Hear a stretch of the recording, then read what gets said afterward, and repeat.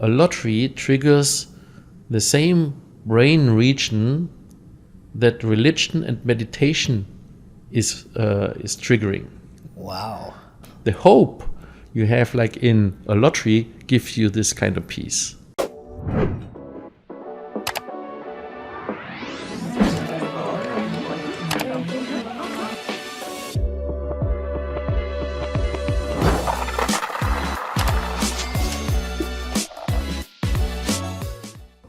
Hello and welcome to another episode of the Millionaire podcast.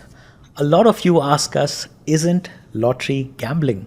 And today we are going to explore that important question, and the answer might just surprise you.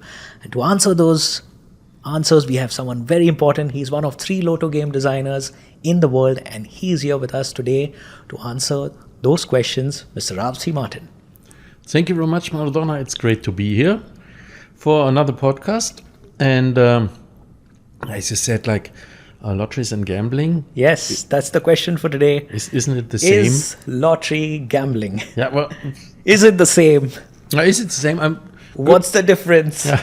Well, see, I think like a lot of people think always like it's the same, right? And Yes. when I argue with even authorities, for example, they always put it like in the same basket. But at the end of the day, it's totally different.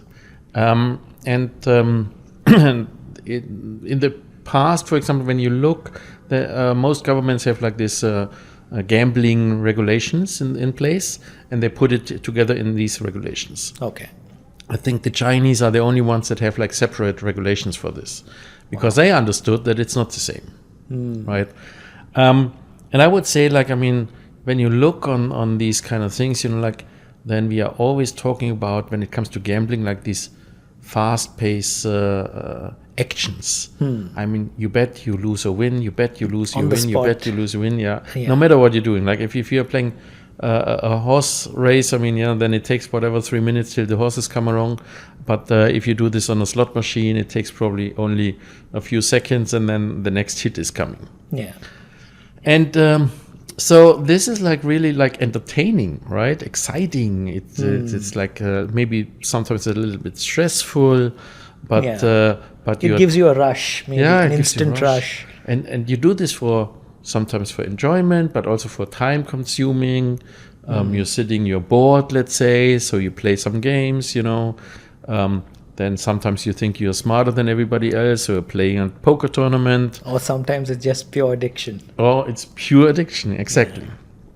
So there is like a big difference in this. While lotteries are mainly not based on profits, they always have a good cause.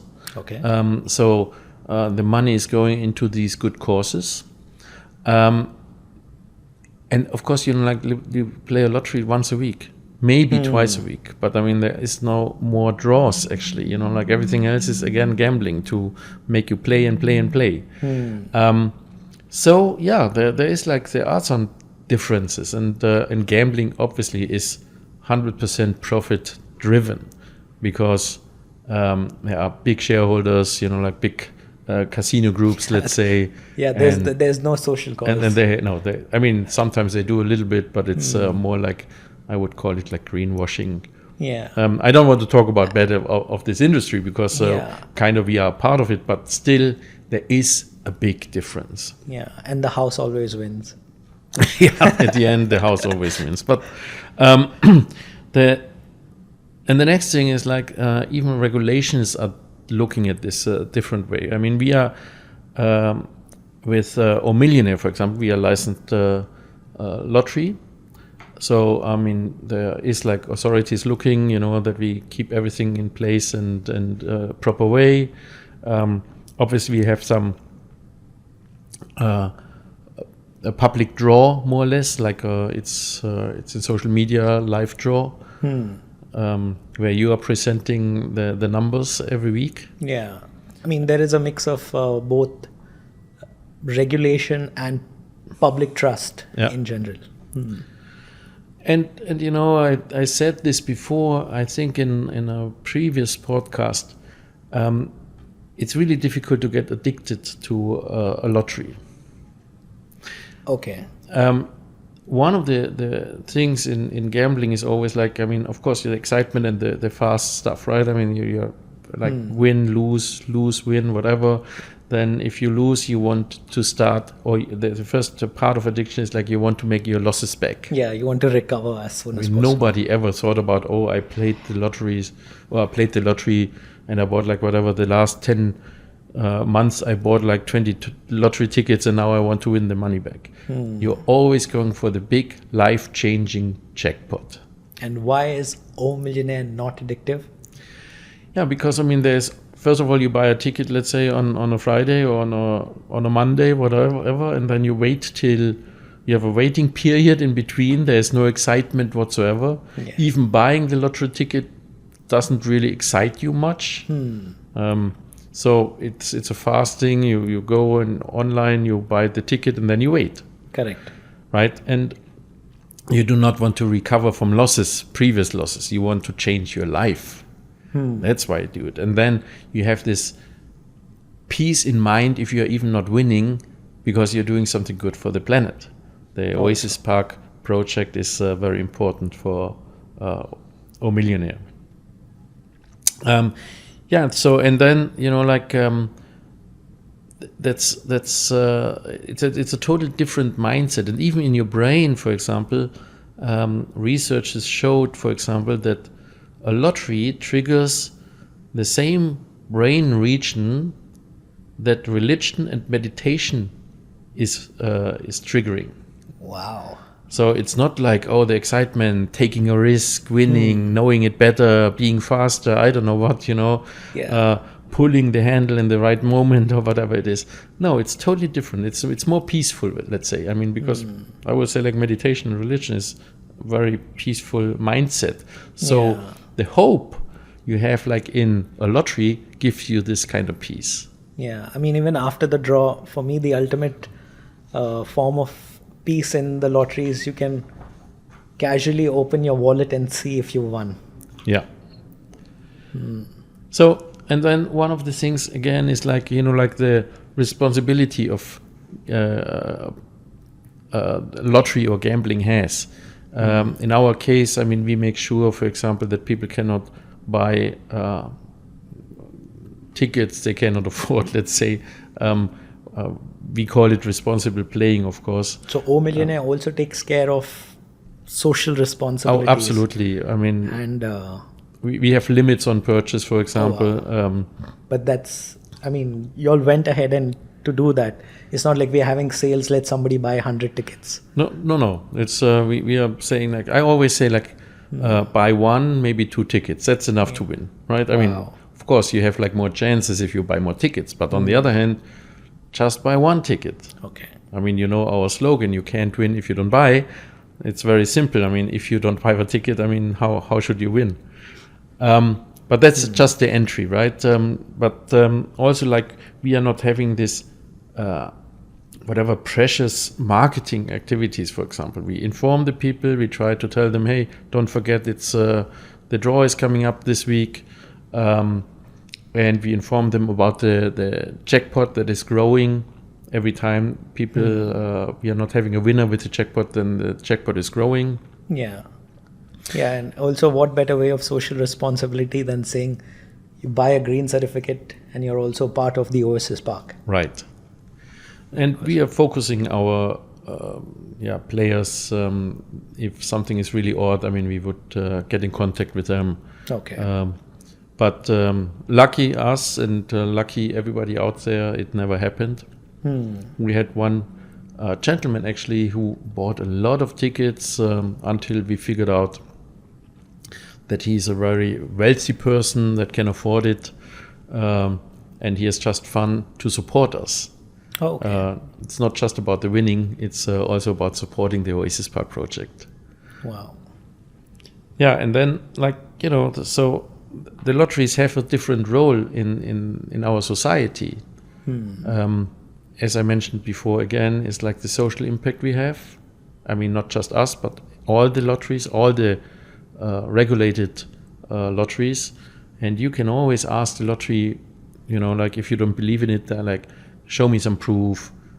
let me see what you're doing. If you're supporting this project, can I talk to someone maybe? Because it's important that you really trust in this kind of and not everybody game shares that kind of information. Right. Open to, I mean, you've gone to the extent of also having a podcast and discussing lotteries in general. I mean, that says a lot about being open. So if anybody has any questions that you would like to ask, there's a team that will actually respond to you. Yeah, we try to be very transparent when it comes to this. And I think most lotteries do that. There's nothing to hide. The odds are easy to calculate. If somebody is interested in math and wants to calculate the odds on winning, I mean, that's easy. It's not hidden anywhere. And it makes a big difference. And as I said, if you look in statistics and data, and I'm doing this for more than 30 years now, then you understand that, for example, the people that are playing the lottery are not the kids that want the excitement. It's more like I would say it's the family people, that are already settled somehow. Maybe they are living in a house for rent with the 2 kids, and now they are thinking of okay, what can I do with my job?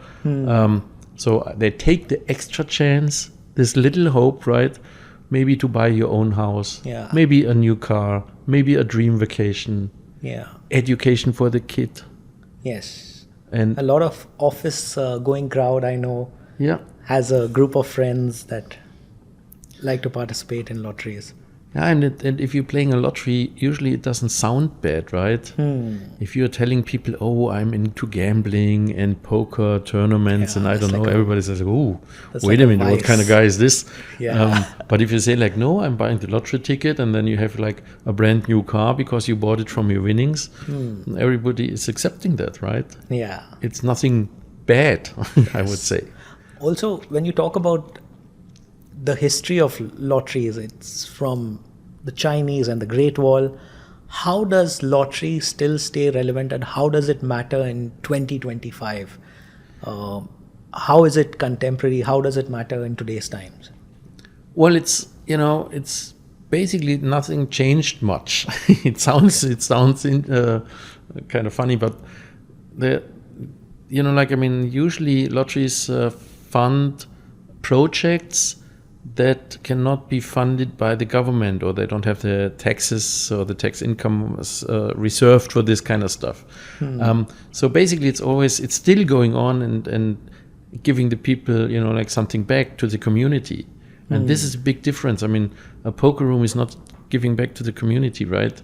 There are a few players and they win whatever, millions.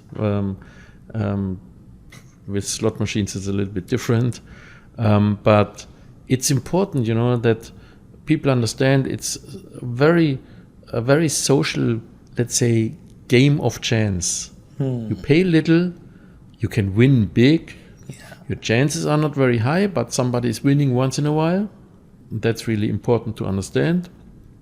And then a lottery does not try to drag out your money, and on the first of the month. It's very plain, very straightforward, very open, and this makes a difference. I mean, gambling is it's very. I mean, it's restricted for a good reason, because people get addicted. So you're saying also lotteries haven't changed much. The whole concept is not changed much from the beginning till date. No, because it's the people or the governments are not using the addiction to make money. They are giving you some hope. They are giving you the freedom to play, obviously, and the purpose is still doing something, having a purpose. As you mentioned, the Great Wall. I mean, it was the first kind of lottery we know in the history books to finance the Great Wall. But later on, it became more and more like social causes. And today, it changed into a lot of education projects, for example, in in England, it's a lot of like renovating churches and museums and keep the castles in good shape and stuff like that. It's a lot of stuff is going into youth support, if it is sports or anything else, kindergartens. I mentioned schools like with education things like buying maybe computers for schools. It's sometimes like for the elderly people, like retirement homes, things like that. So there are a lot of social causes that are important, and Millionaire is focusing on the green environment projects, which is the need of the hour, especially in 2025. I think it's a nice role we are playing here when it comes to lotteries, actually, and obviously. We talked about this before, and we talk about this probably in the future. But yeah, that's main difference. You see a lot of people getting bankrupt from being addicted to gambling, right? But people do it when you see the big places like Macau or Las Vegas or I think in the UAE they start casinos in a couple of years. Then people come for entertainment, but you never see somebody coming for entertainment in a lottery office. This is it's not fun, but it gives you at least hope, because sorry to say, but I would say like most people, besides a couple of billionaires, cannot make that much money in their lifetime than if they win the lottery. Wow, that's a thought. I mean, like no matter how much taxi you're driving, there are not that many kilometers on this planet to become a millionaire. So, and it's especially with this kind of effort. I mean, don't quit your job. Yes. But stay what you are, stay what you do, be successful in your job, and buy a lottery ticket. Well, there you have it. To answer your question, no, lotteries and gambling are two different things. They're not the same. You've heard all that we've shared on today's podcast. And yes, you can go ahead and participate in this week's podcast. You can get your family involved in it. You can get your friends involved in it and make it a more sociable, social, fun participation in something that has a thought, a mission, and a cause.